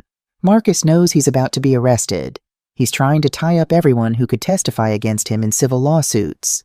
If he can paint you as a liar, if he can discredit Cameron as a vengeful ex-fiancée, then your testimony becomes less reliable. That's insane. That's desperation. James swiped to another document. There's more. Marcus Reed, Amelia's ex-lover, he's been cooperating with the FBI. He's testifying against Marcus Sullivan in exchange for immunity on the blackmail charges. Does Amelia know? I don't think so. Reed only started cooperating 3 days ago after the wedding fell apart. I think he realized the Sullivans couldn't pay him back, so he cut a deal to save himself. My phone buzzed. Rachel. Turn on Channel 7 News, now. I pulled out my phone, found the news app. The headline made my breath catch. Manhattan financier Marcus Sullivan arrested on fraud charges. The video showed Marcus being led out of his building in handcuffs, photographers swarming Victoria, screaming at the officers. The reporter's voiceover explained, Marcus Sullivan, once a prominent hedge fund manager, was arrested this morning on multiple charges of securities fraud and money laundering. Federal prosecutors allege Sullivan defrauded investors of over $150 million. James smiled grimly. Looks like the FBI moved even faster than I thought. What does this mean for the lawsuit against me? It means it's over. A man facing federal fraud charges doesn't have the credibility to sue you for defamation. His lawyers will drop it within days. I should have felt relieved. Instead, I felt a strange sadness. Because somewhere in Manhattan, Amelia was watching her father get arrested, watching her family's final destruction play out on live television. Cameron showed up at my apartment that night without calling first. I opened the door to find him standing there with a duffel bag, his eyes red from crying. "Can I stay here, Mom, just for a few days?" "Of course, always." He came in, dropped his bag by the door, and sank onto my couch. "I saw the news about Marcus." "I know, sweetheart. Amelia called me. He shook his head. "She's devastated. Her father's looking at 20 years in prison. Her mother's in denial. And Amelia, she's lost everything. I'm sorry. Are you—" He looked at me, and I saw the question in his eyes. "Because part of me wonders if you wanted this, if you wanted them to be destroyed." The accusation hurt, but it was fair. "No," I said honestly. "I wanted you to be safe. I wanted you to know the truth, but I never wanted Amelia to suffer like this. She's talking about leaving New York, starting over somewhere else. Maybe Chicago, maybe California." His voice was hollow. "She said she can't stay here, not with everyone knowing what her family did." "What did you say?" I said I understood. What else could I say? He put his head in his hands. "Mom, I know she lied to me. I know her family tried to use me, but I still care about her." "I know you do." "Does that make me stupid?" "It makes you human." I sat beside him. Love doesn't just disappear because someone hurts you. It takes time to fade, and sometimes it never does completely. He leaned against me like he used to when he was little. "How do you do it, Mom? How did you survive when Dad left? How did you not become bitter?" I thought about that question, about the nights I'd cried myself to sleep, about the years of struggle, about the anger I'd had to consciously let go of. "I had you," I said simply. "I had a reason to keep going, a reason to be better than my pain. I don't have that. I don't have a kid to raise. I don't even have a job anymore." "What? The firm let me go this afternoon. They called it mutual agreement to part ways, but we both know what it really was." He laughed bitterly. "Turns out being the center of a viral wedding scandal is bad for business." "Oh, Cameron. It's fine. It's all fine. I'm 28, unemployed, single, living with my mother, and probably going to be a punchline on the internet forever." He looked at me. "But at least I have you. At least I have someone who actually gives a damn about me." I held him while he cried. My brilliant, heartbroken son. And I made a decision. If the world wanted to tear him down, I would build him back up, no matter how long it took. Over the next 2 weeks, Cameron lived on my couch. We fell into a routine. I'd wake up early, make coffee, leave him sleeping while I went to my nursing shifts. He'd spend his days applying for jobs, going to interviews, trying to rebuild his life. At night, we'd have dinner together, nothing fancy, just whatever I could afford, and we'd talk. Really talk in a way we hadn't in years. He told me about the relationship with Amelia, how it had started genuine, but gradually become something else. How he'd ignored the red flags because he'd wanted so badly to believe in love. "I thought if I could just love her enough, it would fix everything," he admitted one night over Chinese takeout. Like love was this magic thing that could overcome any obstacle. "Love is powerful," I said, "but it's not magic. It can't fix problems if the other person isn't willing to work on them, too." "Did you ever love Dad like that? Like you'd do anything for him?" I thought about Cameron's father, about the man I'd married at 23, full of hope and dreams. I did, and I did do anything for him. I supported him when he wanted to change careers. I took on extra shifts when money was tight. I convinced myself that his moods, his distance, his eventual affair, that it was all temporary, that love would fix it. But it didn't. No, because I was the only one loving. He'd already checked out. I looked at my son. "But you know what? I don't regret it. Because loving him gave me you, and you were worth every bit of pain." He smiled sadly. "You always know what to say. I'm your mother. It's my superpower." 3 weeks after the wedding disaster, I got a call from a lawyer I didn't recognize. "Mrs. Morrison, my name is David Chen. I'm representing the FBI in the case against Marcus Sullivan. I need you to testify." "Testify about what, bae?" "About your investigation into the Sullivan family, about the prenuptial agreement, about the evidence you gathered." He paused. Mrs. Morrison, your testimony could be crucial in proving Marcus Sullivan's pattern of financial manipulation. We need you. I looked at Cameron asleep on my couch at 2 in the afternoon. He'd had another rejection that morning, another law firm that didn't want the baggage he carried. What if I say no? Then Marcus Sullivan might go free, and he'll continue to destroy people's lives. I closed my eyes. When do you need me?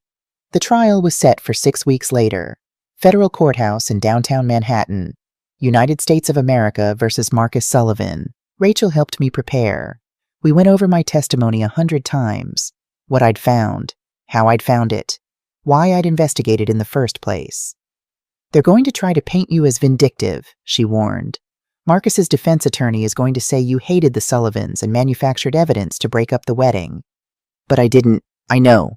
But you need to stay calm when they accuse you. Don't get defensive. Just stick to the facts. The night before I was supposed to testify, Amelia called again. Mrs. Morrison, I know you probably don't want to hear from me, but I need to tell you something. I'm listening. I'm testifying too. Tomorrow. Against my father. Her voice shook. My lawyer says I could be charged as an accessory if I don't cooperate. But honestly, I want to. I want to tell the truth about what he did. What he made me do. That must be incredibly hard. It is. But you were right. About everything. And I need to own my part in it. She paused. I also wanted to say, I'm sorry for how I treated you. For what I tried to do to Cameron. You deserved better. He deserved better. Amelia, I don't expect forgiveness. I just wanted you to know that I'm trying to be the person I should have been all along. The next day I wore my best dress, not the blue one from the wedding, but a simple gray sheath that Rachel had helped me pick out. Professional, trustworthy. The courthouse was intimidating. All marble and flags and serious-faced people. Cameron came with me, holding my hand as we walked through security. You don't have to do this, he whispered. Yes, I do. For you. For everyone Marcus Sullivan hurt. The courtroom was packed. Investors who'd lost money. Reporters. Curious onlookers. And at the defense table, Marcus Sullivan in an expensive suit looking defiant.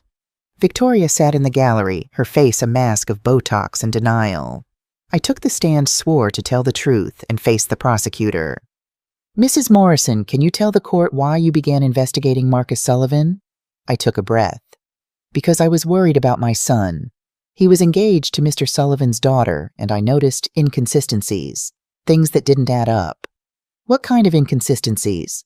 The Sullivan family appeared wealthy, but there were signs they might be in financial trouble. And the prenuptial agreement, I described the prenup, the predatory clauses, the way it was designed to funnel Cameron's income to Marcus. The prosecutor walked me through everything. The investigation, the evidence James had found, the emails between Victoria and Amelia. Then came the defense attorney, a sharp-faced woman in a power suit who looked at me like I was something she'd scraped off her shoe. Mrs. Morrison, isn't it true that you never liked Amelia Sullivan? I didn't know her well enough to like or dislike her. Come now, you investigated her family. You hired a private detective. You went through her personal emails. That's not the behavior of someone neutral. I was protecting my son. Or were you jealous that your son had found someone and didn't need you anymore? I felt anger flare. Rachel's warning echoed, stay calm. No, I said evenly. I was concerned, and my concerns turned out to be valid. Valid according to you, but you're not a financial expert, are you? Mrs. Morrison? You're a retired nurse. How would you even know if the prenup was unusual? I consulted with my sister, who's a family law attorney. Ah, yes, your sister, who coincidentally hates wealthy people and has made a career out of divorce cases. Hardly an objective source. The prosecutor objected. The judge sustained it. But the damage was done. The defense was painting me as biased, unreliable, vengeful. The questioning went on for 2 hours. By the end, I was exhausted. But then Amelia took the stand. She looked different. No designer clothes, no perfectly styled hair, just a simple dress and minimal makeup. She looked younger, more real. And she told the truth. All of it. How her father had pressured her to marry Cameron for his money. How Victoria had threatened to disown her if she didn't go through with it. How Marcus Reed had blackmailed them. how the prenup was designed to steal Cameron's income. I knew it was wrong, she said, tears streaming down her face. I knew it was wrong and I did it anyway. Because I was scared. Because I'd been taught my whole life that family loyalty was everything. That you did whatever it took to protect the family name. And what do you think now? The prosecutor asked. I think my father destroyed our family name all by himself. And I think Mrs. Morrison did what I should have done, told the truth. When Amelia stepped down, she looked at me. Our eyes met. And I nodded. Just once. It wasn't forgiveness exactly, but it was acknowledgement. Understanding. We were both mothers and daughters. Both trapped by family expectations. Both trying to do what we thought was right. The difference was, she'd learned to choose differently. The jury deliberated for 3 days. On day 3, Cameron and I sat in the courthouse cafeteria drinking terrible coffee and not talking about the 100 different ways this could go wrong. What if they find him not guilty? Cameron finally said. Then we tried. That's all we can do. He'll come after us. After you. Let him try. I'm not afraid anymore. And I meant it. Somewhere over the past few months, I'd stopped being afraid. Stopped being the quiet, accommodating woman who let people walk over her. I'd found my voice, and I wasn't giving it up. At 4:47 p.m., we got the call. The jury had reached a verdict. We rushed back to the courtroom. Cameron gripped my hand so tightly it hurt. The jury foreman stood. In the case of the United States versus Marcus Sullivan on the count of securities fraud, we find the defendant guilty. On the count of wire fraud, we find the defendant guilty. On the count of money laundering, guilty, guilty, guilty. On all counts. Marcus Sullivan's face went white. Victoria screamed. The courtroom erupted in murmurs. The judge banged his gavel. Mr. Sullivan, you are hereby remanded into custody pending sentencing. Bailiff? They led Marcus away in handcuffs. He looked at me as they passed. Not with hatred, with something like shock. As if he couldn't believe that a nobody nurse from Upper West Side had helped bring him down. I didn't look away. Outside the courthouse, reporters swarmed us. Cameron shielded me, trying to push through the crowd. But one reporter's question cut through the noise. Mrs. Morrison, how does it feel to have saved your son and helped convict a criminal? I stopped, looked at the cameras. It feels like justice, I said. For Cameron, for all the investors Marcus Sullivan defrauded, and for anyone who's ever been told they don't matter because they're not rich or powerful. That night, the video of my statement went viral. Not as viral as the wedding disaster, but viral enough. And this time the comments were different. She's a hero. This is what a real mother looks like. Taylor Morrison for president. I turned off my phone and looked at Cameron sitting on my couch, finally smiling. We did it, Mom. We did it, sweetheart. And for the first time in months, I let myself believe that maybe, just maybe, everything was going to be okay. 3 months after the trial, I received a letter in the mail. The return address was Chicago. The handwriting was familiar. Dear Mrs. Morrison, I don't know if you'll read this or if you'll throw it away the moment you see my name. I wouldn't blame you if you did. But I wanted you to know what's happened since the trial. I moved to Chicago as I told Cameron I would. I'm working at a nonprofit now, nothing glamorous, just social media coordination for an organization that helps victims of financial fraud. The irony isn't lost on me. I've also been seeing a therapist, unpacking a lot of things about my family, about how I was raised, about the choices I made. It's hard work. Some days I don't want to face it, but I'm trying. My mother doesn't speak to me anymore. She blames me for testifying against my father for betraying the family. Maybe she's right. Maybe I did betray them, but I couldn't lie anymore, not after seeing what it cost. My father will be in prison for the next 15 years. I visit him sometimes, though I'm not sure why. He doesn't apologize. He still thinks he did nothing wrong, that he was just playing the game the way everyone in finance does. I'm enclosing a check. It's not much, $15,000. It's what the prenup would have taken from Cameron in the first month alone. I've been saving everything I can from my job. It'll take me years to pay back what my family tried to steal from him, but I'm going to try. I'm also writing to say thank you. You saved your son. And in doing so, you saved me too. From becoming my parents, from living a lie, from destroying the one person who genuinely loved me. I don't expect Cameron to forgive me. I don't expect you to either. But I wanted you to know that I'm trying to become the person I should have been when I met him. The person who deserved his love. With gratitude and regret, Amelia, I sat at my kitchen table reading the letter 3 times. Then I picked up the phone and called Cameron. Hey, Mom, what's up? I got a letter from Amelia. She's in Chicago. She sent money trying to pay back what the prenup would have taken. Silence on the other end. Then how much? $15,000. She doesn't have to do that. I know, but she wants to. More silence. Is she okay? She sounds like she's trying to be. She's in therapy, working at a nonprofit, trying to make amends. Good. That's good. His voice was thick with emotion. I hope she finds peace. I really do. Do you want to reach out to her? No, not yet. Maybe not ever. He paused. But I don't hate her, Mom. I did for a while. But mostly I just feel sad. Sad for what we could have been if things had been different. That's very mature of you. I learned from the best. After we hung up, I looked at the check. $15,000. More money than I'd seen at once in years. I could use it. God knows I could use it. My savings were depleted from legal fees, even though the FBI had covered most of it. My apartment needed repairs. My car was dying. But it wasn't my money to take. I deposited it in an account I set up in Cameron's name. When he was ready, when he'd healed enough, I'd tell him about it. For now, it could sit there. A small act of redemption. A seed of hope that people could change. The cafe in Brooklyn was sunny and bright, filled with the kind of young professionals who thought $4 coffee was reasonable. I sat across from Cameron watching him type on his laptop. He was working on a motion for a case, his first big case at his new job. After Morrison and Klein let him go, Cameron had spent 2 months wallowing. Then he'd gotten angry. Then he'd gotten determined.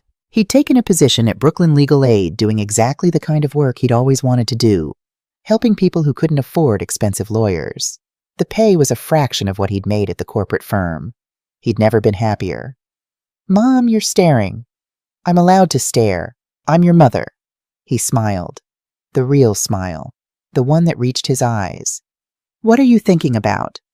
About how proud I am of you. About how far you've come. We've come, he corrected. I couldn't have done any of this without you. My phone buzzed. A text from Dr. Linda. Coffee next week. I want to hear about the new volunteer program you're starting. The volunteer program. My new project. After the trial, after everything settled, I'd realized something. There were thousands of people like me, parents worried about their kids seeing red flags, not knowing what to do, people who needed help navigating family crises.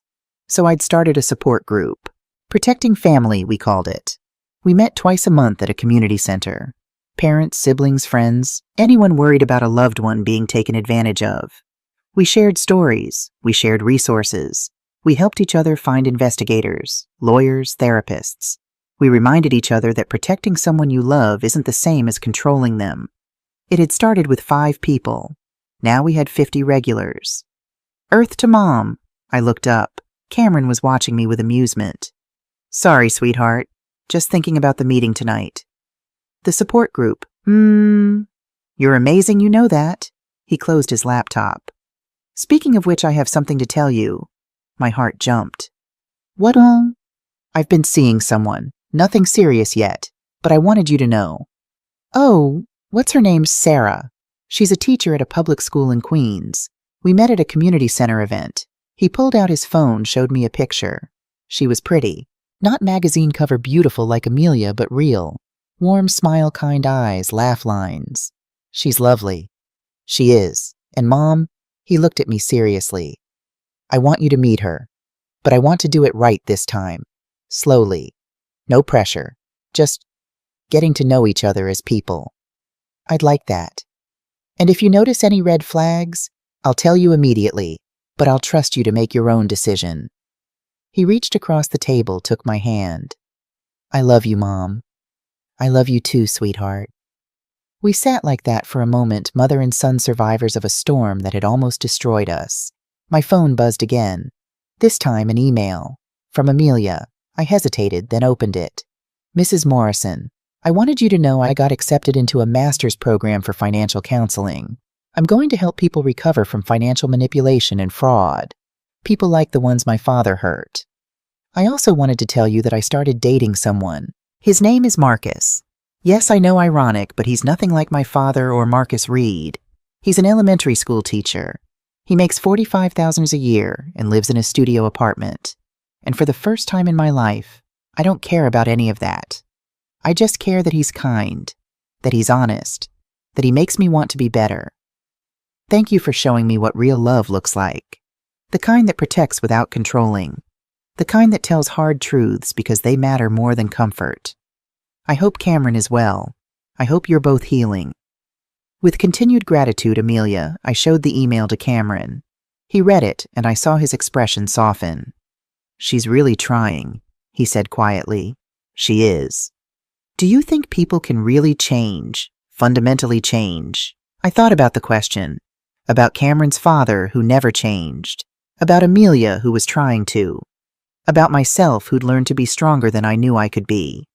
I think some people can, I said, if they want it badly enough, if they're willing to do the hard work. And the ones who can't, we protect ourselves from them, and we protect the people we love. Cameron nodded slowly. Then he stood, gathered his laptop. Come on, let's go home. Your place or mine? He'd finally gotten a new apartment 2 months ago. Small, affordable, in a neighborhood that wasn't trendy yet. But it was his. Yours. I want to see what you're making for dinner. I'm not making anything fancy. Mom, your spaghetti is my favorite meal. Has been since I was 5 years old. We walked out of the cafe into the Brooklyn sunshine. Cameron put his arm around my shoulders. Hey, Mom. Yes. Thank you. For everything. For not giving up on me. For fighting for me when I was too blind to see I needed fighting for. I hugged him tight. This boy I'd raised. This man he'd become. Always, I whispered. I'll always fight for you. As we walked toward the subway, I thought about that terrible night before the wedding, when Amelia had told me I wouldn't be part of the family anymore. She'd been wrong, because family isn't about wedding ceremonies or legal documents or prenuptial agreements. Family is about the people who show up, who tell you the truth, who fight for you when you can't fight for yourself. And by that definition, Cameron and I would